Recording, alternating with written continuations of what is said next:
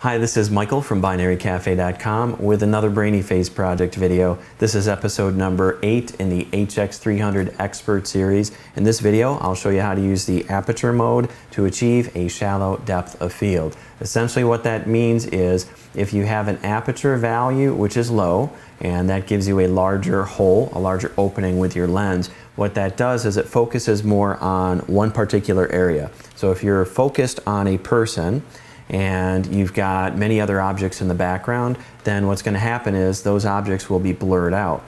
If you have a deep or a wide depth of field, what's going to happen is it is going to basically change the aperture value. A value of like 8 on this camera means that you are going to have a smaller hole and more is going to be in focus. So the focus is really spread across the entire frame. Now, a lot of people like the aesthetics of a shallow depth of field, and a couple things that I want to mention about the HX300.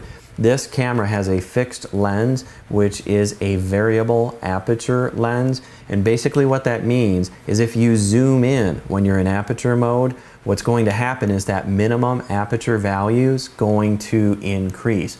You have a standard value of 2.8, but as you zoom in, you're going to notice that value climb to like 3.5, 4.0. It'll get up to much larger values because you're zoomed in.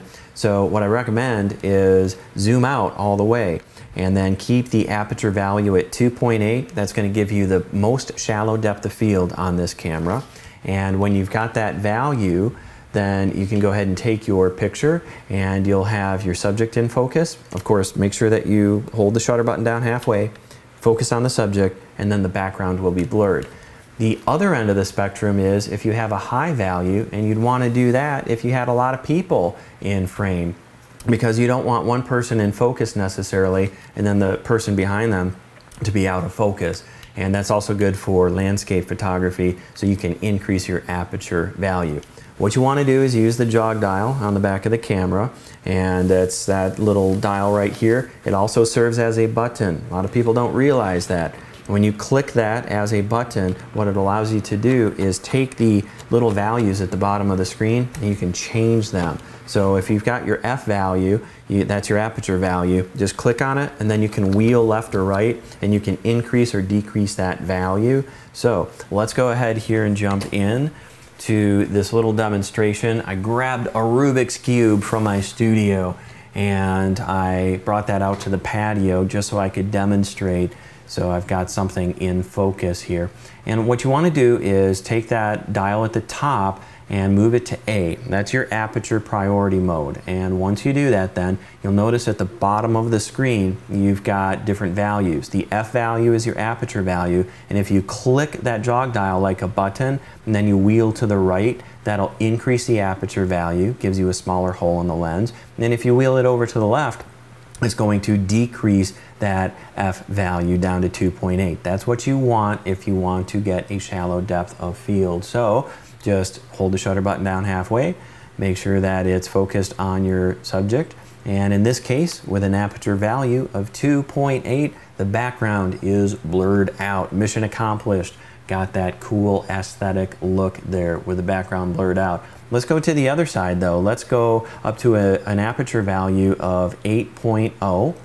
Notice each time you click that jog dial, it goes between like F value, exposure value, ISO value. Make sure that the F value is the one that's highlighted in yellow.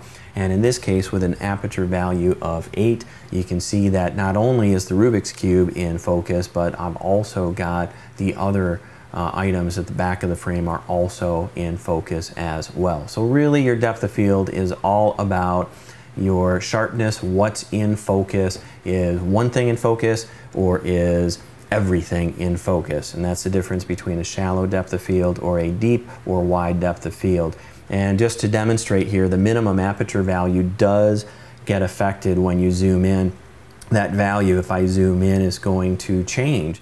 So I'm going to be able to achieve less of a shallow depth of field if I zoom in. So I do recommend zoom out, make sure your aperture value is 2.8, and then physically position yourself closer to your objects if you're able to ensure that they are in focus and then the background is blurred out. So here's just a couple shots here. This is an F value of 1.8 and then 2 no, actually it's 2.8 and then 8.0, and this is just some rocks at 8.0 and then blurred out with 2.8. So that's it. Thanks for watching. Take care.